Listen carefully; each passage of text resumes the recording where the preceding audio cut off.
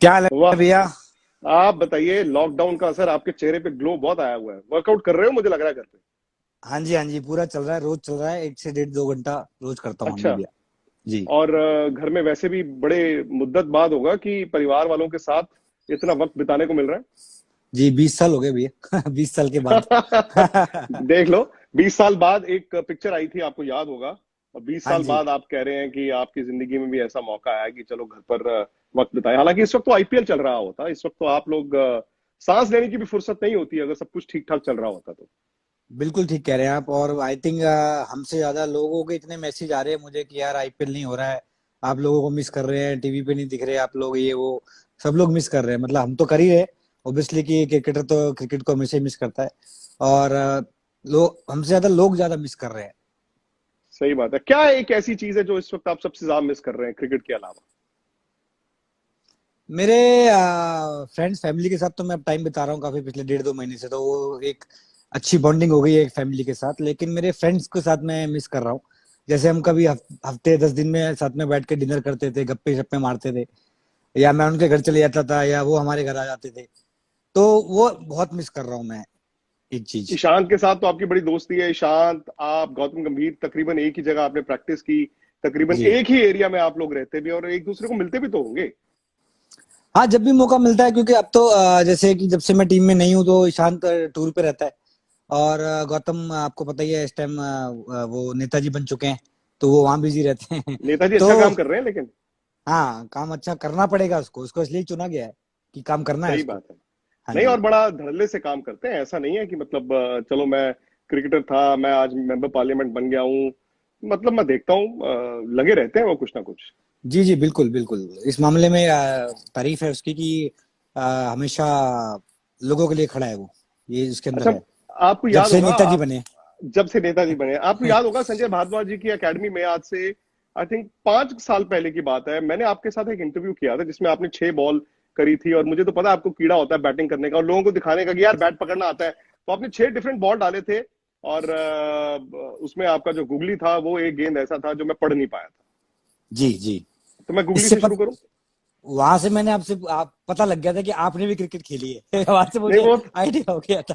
पता था नहीं तो मुझे मैं, कि आप क्रिकेट खेलते थे, लेकिन जब मैंने आपको बॉल डाली तो मुझे लगा कि नहीं, आप भी एक अच्छे पैर बेहतरीन चल रहे हैं। क्रिकेटर क्रिकेटर हैं, रहे तो हैं। मैं आपको ये भी बता दूं कि 11th 12th तक, मतलब अंडर 17 तक मैं लेग स्पिन भी करता था।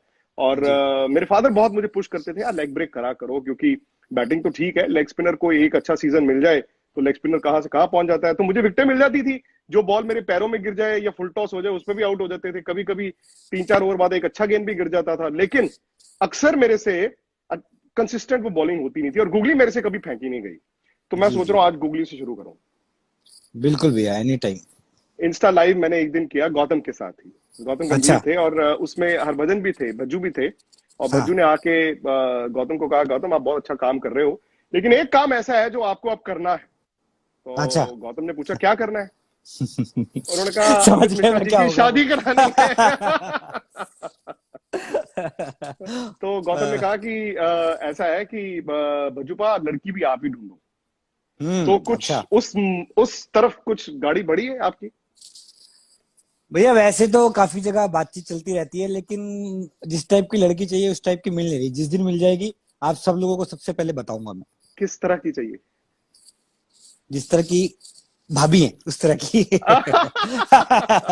मैं पूछता हूँ, कोई फोटो कॉपी अगर हो तो मैं आपको कराता हूँ। लेकिन मैं अभी वो लाइव आने से पहले बात कर रहा था लोगों से, और मैंने अगेन, क्या होता है कि हमें पता अमित मिश्रा कौन है, लेकिन ना बार बार आपके स्टैट्स देखने पड़ते हैं कि यार कितने टेस्ट मैच खेले अमित मिश्रा ने, कितनी विकेटें हैं, क्या स्ट्राइक रेट है, कितने मैच जिताए। अमित मिश्रा ने कितने वनडे मैच खेले। मुझे याद, जिम्बाब्वे में आपने रिकॉर्ड भी तोड़ा था, maximum wickets I think one day series में आपने तब रिकॉर्ड तोड़ा। फिर आपने जो लास्ट वनडे सीरीज खेली उसमें शायद मैन ऑफ द सीरीज भी थे। फिर मैंने टी20 देखा, यार अमित की तो क्या यार आईपीएल में कारकर्दगी है, और देखा कि हम्म 10 ही टी20 मैच। जी। पीछे मुड़ के आपको क्या लगता है कि अमित मिश्रा इंटरनेशनल क्रिकेट इतनी क्यों नहीं खेले? भैया ये सच बताऊं तो मुझे भी आज तक रीजन नहीं पता लगा है कि, क्योंकि मैंने जब भी मुझे मौका मिला है मैंने परफॉर्म किया है। इंडिया के लिए जितना भी मेरे को टफ से टफ सिचुएशन में परफॉर्म किया है। आपको पता है कि IPL I think one of the toughest for a बिल्कुल स्पिनर है, बिल्कुल है। स्पेशली। जिस टाइम से मैंने खेलना स्टार्ट किया है उस टाइम तो स्पिनर को मतलब बिल्कुल ही, लेग स्पिनर को तो बिल्कुल ही दरकनार कर देते थे कि लेग स्पिनर तो छोटी बिल्कुल ही बाउंड्री मिला। कर देते हैं। हाँ जी, बिल्कुल ही मतलब दरकनार कर दे। और स्पिनर को एक बार को फिर भी लगते थे कि थोड़ा फिंगर स्पिनर है, इधर उधर बॉल फेंक सकता है और टप्पे पे बॉल डाल देगा। लेग स्पिनर को हमेशा कहते कि यार लूज बॉल है देगा और ये होगा या वो होगा। बट वहां भी मैंने परफॉर्म किया है, हाईएस्ट विकेट टेकर हूँ पूरे इंडिया में, मतलब 3 हैट्रिक के साथ हूँ। और मुझे आज तक, मुझे भी एक्चुअली मैं अपने आप से क्वेश्चन करता हूँ कि ऐसा क्यों हो रहा है, क्यों हुआ है मेरे साथ। मुझे आज तक पता भी नहीं लगा। और आ, आज तक किसी ने भी मुझे बताया भी नहीं। मैंने कई जगह क्वेश्चन भी किए, पूछे भी लोगों से, किसी ने कोई मतलब ऐसा कोई आंसर नहीं दिया कि सेटिस्फेक्शन मिले उस आंसर से कभी भी। नहीं, क्योंकि आप कप्तानों के अंडर खेले हैं, नए नए सिलेक्टर्स आते रहे हैं, और आपने जैसे कहा कि T20 तो अपने आप में इवॉल्व होता रहा ना। आज देखिए T20 में ये हाल है कि इंडिया ने एक एक्सपेरिमेंट किया, कुलदीप और चहल दोनों रिस्ट स्पिनर्स खिलाए। जब अश्विन और जडेजा थे उनको बाहर निकाल के एक वक्त आया, तो जी। उस वक्त भी नहीं आपको लगा कि यार रिस्ट स्पिनर तो मैं भी हूँ? अब भैया मैं परफॉर्म कर रहा हूँ, ऐसा नहीं है कि मैं परफॉर्म नहीं कर रहा था। जब भी मैं टीम से बाहर भी हुआ, उससे मैच में इंजर्ड हुआ, और उसके बाद ना कोई कॉम्बिनेशन, कोई कुछ नहीं, कोई किसी ने कुछ पूछा ही नहीं, बात ही नहीं करी। बट लेग स्पिनर और के बारे में बात किया है, जो विकेट टेकर हमेशा होता है, जिस तरह की आपको पता ही है। और जिस तरह से मेरे को जब भी मौका मिला है इंडिया के लिए खेलने के लिए, मैंने परफॉर्म किया है। और उसके बावजूद भी मैं कई बार बाहर हुआ, और एक ही बंदा बाहर होता था, कोई भी कहीं से हार के आते थे, बगैर खेले और कौन बाहर है, वो अमित मिश्रा बाहर है। तो मुझे आज तक कभी समझ ही नहीं आता था कि मैं मतलब मेरे साथ, अब किसी से भी मैं सेलेक्टर से या किसी से भी कुछ बात करता था तो कोई कोई रीजन ही नहीं, मतलब मुझे कोई ऐसा पुख्ता जवाब नहीं मिलता था कि जिससे मुझे सेटिस्फेक्शन हो जाए किसी भी चीज पे। बीच में इंजरी भी आई आपको, और इंजरी के बावजूद कई प्लेयरों ने भी कम बैक किया है। मुझे याद है रिद्धिमान साहा कितनी देर बाहर रहे, उन्होंने कम बैक किया। तो इंजरी क्या, ये किसी ने आपको कहा कि यार आप इंजर्ड हैं, ये आपके केस को कमजोर बनाता है? भैया मैं इंजर्ड हुआ, मैं आपको बताता हूँ। जिससे सीरीज थी वेस्ट न्यूजीलैंड आई थी इंडिया, उससे पहले मैं मैन ऑफ द सीरीज रहा। फाइनल मैच में मैन ऑफ द मैच भी था 5 विकेट के साथ। तो उसके बाद इंग्लैंड आई, मुझे वनडे नहीं खिलाया गया एक भी। उनसे वनडे थे पहले, उसके बाद फिर T20 थे। T20 पहला T20 नहीं खेला, दूसरा भी नहीं खेला, तीसरा खेला मैं। तीसरे में बेंगलोर में फाइनल था, तो वहां पे अच्छी बॉल डाली, 2-3 विकेट भी ली। उस मैच में मेरे को इंजरी हुई एक्चुअली खेलते खेलते। अच्छा। तो उसके बाद जब मेरे को इंजरी हुई तो अनिल भाई क्या कोच थे, तो उनसे बात हुई तो उन्होंने मुझे यही बोला कि तू जा फिट होके आ। और जो पैट्रिक थे, तो मैं चला गया। तो मेरी इंजरी एक्चुअली लंबी चल गई, वो ठीक ही नहीं हो पा रही थी। आई डोंट नो कि मैं एनसीए में था, आई थिंक 7-8 महीने में एनसीए में था। तो अच्छा। जब मैं फिट होने लगा तो एक दो सिलेक्टरों से किसी से मैंने बात किया, तो कोई जवाब नहीं आया कभी भी कि हाँ बताते हैं क्या करना है क्या नहीं करना है, ऐसे ही हो रहा था। बट फिर एकदम मैसेज आया मुझे वहां पे जो फिजियो थे कि यार तुझे ना मैच फिट होना है। तो मैं मैच खेलने गया, तो मैच खेल के आया। उसमें भी 3 मैचों में मेरे कम से कम 20 या 22 विकेट थे डोमेस्टिक में। अच्छा। हाँ जी। तो उसके बाद वापस मैं इंजर्ड हुआ, 1-1.5 महीने के बाद वापस मेरे इंजरी वापस आ गई थी वो। तो उसके बाद वापस 1.5 महीने बाद मैं फिट हुआ, तो मैंने वनडे T20 सब खेले, सब में परफॉर्म किया। उसके बाद आईपीएल भी खेला। आईपीएल के बाद में मुझे कोई कॉम्बिनेशन नहीं, कोई बात नहीं, कोई आ, किसी ने कोई आज तक मैसेज नहीं किया, पूछा नहीं कि क्या हो रहा है, क्या अमित तेरा फिटनेस का क्या सीन है। हालांकि मैं सब कुछ खेलने लगा, फिट हो गया था पूरा। तो माही बीच में कप्तान कभी होंगे उस वक्त? नहीं, आई थिंक कोहली बन गए थे कप्तान उसमें। अच्छा। हाँ जी, मेरे ख्याल से कोहली कप्तान बन गए थे। और उसके बाद कोई कॉम्बिनेशन नहीं, किसी से नहीं, कोई बात नहीं। इवन कि मैंने विराट से बात भी किया आईपीएल के बाद कि यार कुछ बात हो जाए तो प्लीज, कोई मैसेज है तो बताइए कि मैं क्या करूं। आ, उसने कहा ठीक है मैं पूछ के बताता हूँ, सिलेक्टर से बात करता हूँ। तो वो कुछ कुछ उसके बाद कोई रीजन ही नहीं पता लगा आज तक, कोई कॉम्बिनेशन नहीं, किसी ने पूछा नहीं, किसी ने बात नहीं करी कि मुझे फिटनेस करना है या मुझे मैच फिट रहना है या किसी चीज के अंदर मेरी कमी है या क्या, कुछ बताए तो कुछ पता ही नहीं लगता है। इवन कि मैं भी अभी भी सारे मैचेस खेल रहा हूँ, परफॉर्म कर रहा हूँ। बट कोई कॉम्बिनेशन, कोई बात ही नहीं हुई आज तक कि मैं क्यों बाहर हूँ मैं। और हालांकि जिस तरह से आपने रिद्धिमान शाह का नाम लिया, वो 1.5 साल इंजर्ड थे, आपको भी पता है, वो एनसीए में 1.5 साल इंजर्ड थे। उनका कमबैक हुआ, बट मेरा कमबैक नहीं हुआ, आई डोंट नो क्यों। और ये टीम का रूल है, अगर आप टीम में रह के परफॉर्म कर रहे हैं और आप इंजर्ड होते हैं, ये रूल था टीम का, तो आप वापस टीम में एक बार जरूर आएंगे। और लेकिन मेरे साथ ऐसा कुछ भी नहीं हुआ। तो जब आप हरियाणा के लिए खेलते हैं और हरियाणा के लिए आपने बड़ी विकेटें ली, आपने कप्तानी भी इतनी की है, तो अपने आप को क्या बताते हैं, मोटिवेट कैसे करते हैं कि चलो मैं रणजी ट्रॉफी का मैच खेलता हूं, मैं अपने आप को मोटिवेट तो करके इंसान रखता है, उस वक्त अपने आप को क्या बताते हो आप? भैया क्योंकि आज मैं जो कुछ हूँ बिकॉज ऑफ क्रिकेट, क्रिकेट को बहुत प्यार करता हूँ। तो अब अब आप इंडिया नहीं खिला रहे हैं, वो नहीं खिला रहे हैं, वो उनका मर्जी है, लेकिन क्रिकेट तो मुझे खेलनी है। क्रिकेट मेरे को सबसे पहली पसंदीदा चीज है मेरी लाइफ की। तो क्रिकेट तो मैं छोड़ूंगा नहीं, जब तक मेरी बॉडी चलेगी मैं क्रिकेट खेलूंगा। तो और जिस तरह के हरियाणा के लिए मैं खेलता हूँ, उनके लिए एक वैसे ही मुझे, वो तो ऐसे हरियाणा ऐसी चीज है कि वो मुझे हमेशा चाहते हैं कि मैं उनके लिए खेलूं। तो एक मेरे लिए मोटिवेशन भी है, क्योंकि उन्होंने मुझे उस टाइम पे सपोर्ट किया है जब मेरे को बहुत जरूरत थी क्रिकेट की। तो मेरा एक उनसे लगाव भी है, उनका मेरे से लगाव भी है। I will take Haryana as a my family members.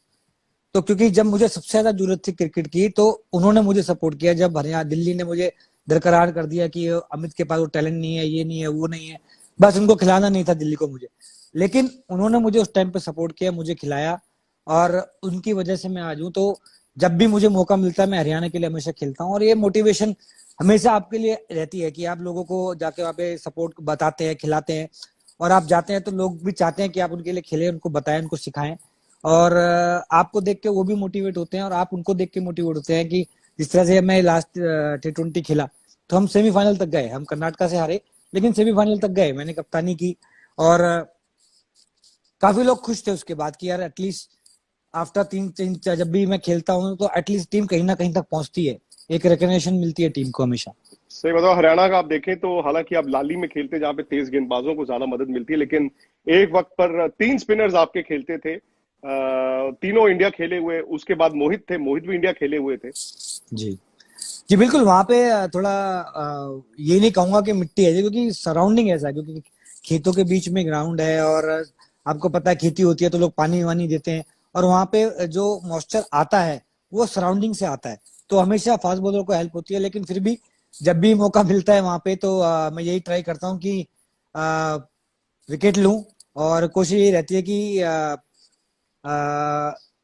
वहां पे किस तरीके से मैं अपनी बॉलिंग से हेल्प कर सकूं कि टीम को हेल्प हो। अच्छा, मेरे एक दोस्त हैं सिडन चिप्स, उनका इंस्टाग्राम है, सिद्धार्थ शर्मा, ये हमारे खेलते भी हैं, तो वो आपसे पूछ रहे हैं आपका लाइफ का मोस्ट मेमोरेबल मैच कौन सा है, एक अगर आप चुने तो? मैं टेस्ट मैच को ही चुनूंगा, डेब्यू टेस्ट मैच, क्योंकि इतने बड़े प्लेयर का शू को फिल करना, क्योंकि अनिल भाई आपको पता ही है एक लेजेंड है हमारे क्रिकेट के, वो बाहर बैठे थे, उनको रिप्लेस करना और उस मैच में मैन ऑफ द मैच लेना, वो मेरे लिए हमेशा बड़ी चीज मोहाली टेस्ट था। रहेगी। मोहाली टेस्ट है जी, 2008। और उसके बाद तो आपको लगा होगा कि अब चूंकि अनिल भाई उसके बाद फिर रिटायर भी हो गए, आपको ये तो जी लगा होगा कि शायद अब मैं और भज्जू दो स्पिनर्स भारत के लिए खेलेंगे और लंबा खेलेंगे। जी उस टाइम तो नहीं लगा, लेकिन जैसे जैसे मैंने परफॉर्म करना स्टार्ट किया उसके बाद, जैसे एक दो सीरीज गई तो उसमें भी मेरी अच्छी परफॉर्मेंस रही। हर मैच में चार पांच तीन चार विकेट मैं लेता था हर इनिंग में। तो उसके बाद मुझे लगा कि अब शायद मैं 2009 के बाद मुझे लगा कि शायद मैं टीम में परमानेंट हो जाऊंगा, क्योंकि भज्जू पास साथ में थे, पूरी टीम परफॉर्म अच्छा कर रही थी, सभी लोग सपोर्टिव थे। लेकिन सडनली उसके बाद भी ऐसे ही कुछ हुआ कि बांग्लादेश में मैच खेल रहे थे हम लोग, मैंने 9 विकेट लिए 2010 बैटिंग। जनवरी शायद। जनवरी आई थिंक, हाँ हाँ जी बिल्कुल। तो मैंने 9 विकेट लिए, और उसके बाद बैटिंग में 62 या कुछ रन बनाए थे। उसके बाद सडनली अगला मैच में ड्रॉप हो गया, फिर इन एंड आउट, कुछ समझ ही नहीं आया मुझे। मतलब बोला गया कि आपको रेस्ट दे रहे हैं, मैंने कहा मुझे रेस्ट नहीं चाहिए, क्योंकि मैं तो अभी क्रिकेट टेस्ट खेलना मैच में स्टार्ट। किसको रेस्ट चाहिए होता है? बिल्कुल। तो क्योंकि परफॉर्म कर रहा था, फिर मुझे समझ ही नहीं आया। गैरी उस टाइम कोच थे, तो मैंने गैरी से बात किया, वो कह रहे हैं हम जस्ट ऐसे ही टेस्ट कर रहे हैं। उसमें प्रज्ञान ओझा नए बॉलर आए थे टीम के अंदर, तो उनको चांस दिया गया। तो अगर चांस, मैंने यही बोला, अगर आपको चांस देना है तो किसी सीनियर्स को आप रेस्ट दे सकते थे, मेरे को तो अभी खेल ही रहा हूँ।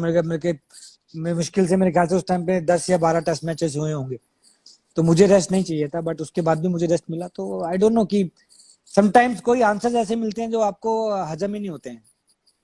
और आपने बैटिंग की बात की, क्योंकि अक्सर क्या होता है, अ, जब आप एक एक गेंदबाज है उसको ये कह सकते हो कि यार ये ना बैटिंग में थोड़ा कमजोर है तो हमें बैटिंग चाहिए। और मुझे याद है आपने तो काफी जगह बैटिंग की है। इनफैक्ट आप ये सब कॉन्टिनेंट की बात कर रहे हैं, मुझे तो वो इंग्लैंड वाली सीरीज जिसमें इंडिया 4-0 हारा था, मैं था वहां पे।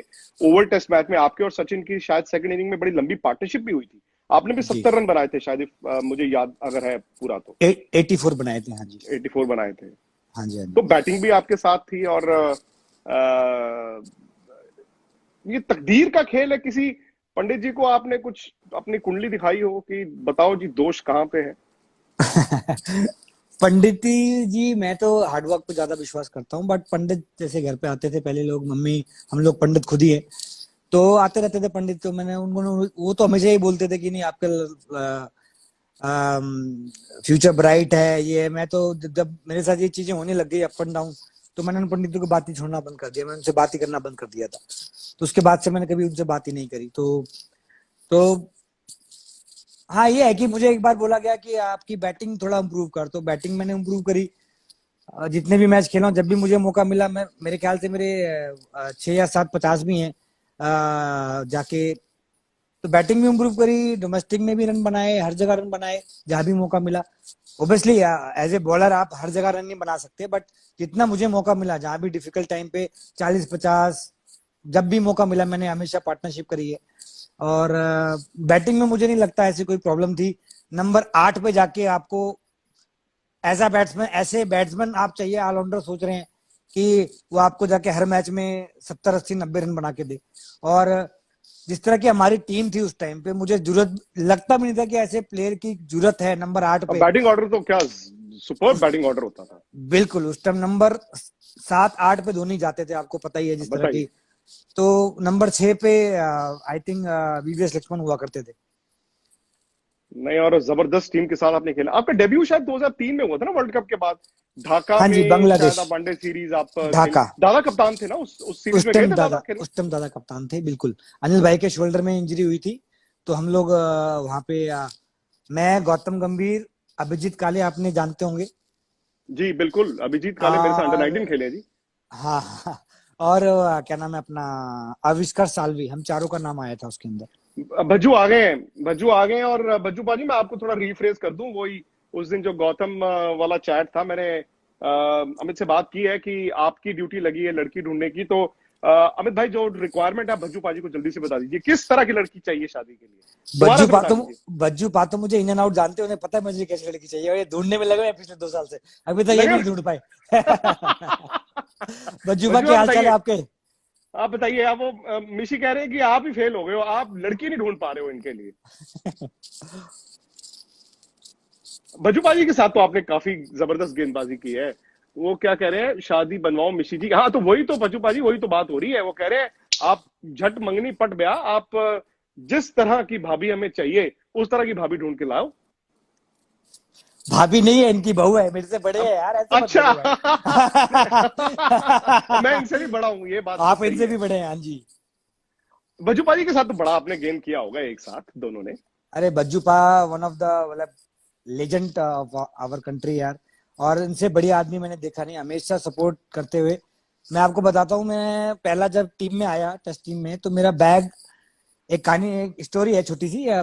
तो मेरा बैग सब लेजेंड, सचिन पाजी और वीरू, इन सब, वीरू से तो थोड़ी हेलो हाई होती थी क्योंकि हम नॉर्थ के ही थे सारे। और वीवीएस लक्ष्मण, राहुल द्रविड़, उनके बीच में मेरा बैग पड़ा हुआ था, तो हमें प्रैक्टिस पे जाना था, ये सब लोग बैठे हुए थे। तो बज्जूपा सामने खड़े हुए थे, तो मैं खड़ा होकर बज्जूपा को देख रहा हूँ। बज्जूपा ने मुझे इशारा किया कि क्या हुआ, तो मैंने कहा कुछ नहीं भाई। तो कह रहे क्या हुआ बता। मैंने कहा भाई मेरा बैग उधर पड़ा है बीच में। कह रहे तो ले ले। मैंने कहा भाई देख तो लो कौन कौन बैठे हैं। तो हमारे टाइम पे तो अगर सीनियर बहुत, मतलब आपको पता ही है, सीनियर के सामने रणजी ट्रॉफी बहुत बड़ा प्लेयर हुआ करता था। लेकिन ये तो लेजेंड थे क्रिकेटर के, जिनके सामने आपकी आवाज नहीं निकलती थी, एक रिस्पेक्ट होती थी, जिनके सामने आप जाके ज्यादा उल्टी पुल्टी हरकतें नहीं कर सकते। ये वो ठीक है, आप जब जैसे जैसे खेलते हैं आप उनसे थोड़ी सी क्लोज होते हैं, बात करना स्टार्ट करते हैं। बट मेरा पहला ही टीम में था, तो बज्जू पा ने मुझे बोला कि रुक जा मैं लेके आता हूँ। तो आराम से रिलैक्स ले, मैं तेरे को सबसे मिलवाता हूँ आराम से फिर बाद में। तो बज्जू पा ने मुझे, सचिन पाजी, वीवीएस लक्ष्मण, वीवीएस भाई तो मेरे साथ थे, लेकिन राहुल द्रविड़ वगैरह सबसे मिलवाया। हालांकि मैं खेला उनके अगेंस्ट, कभी ऐसे हेलो इंट्रो नहीं हुआ था, लेकिन उन्होंने मतलब मुझे सबसे इंट्रोड्यूस कराया, बात कराई, उन्होंने मुझे कंफर्टेबल करा वहां पे। वो भी क्या ड्रेसिंग रूम था ना, हालांकि भज्जू भा कह रहे हैं कि मिशी भाई हाँ कर दो,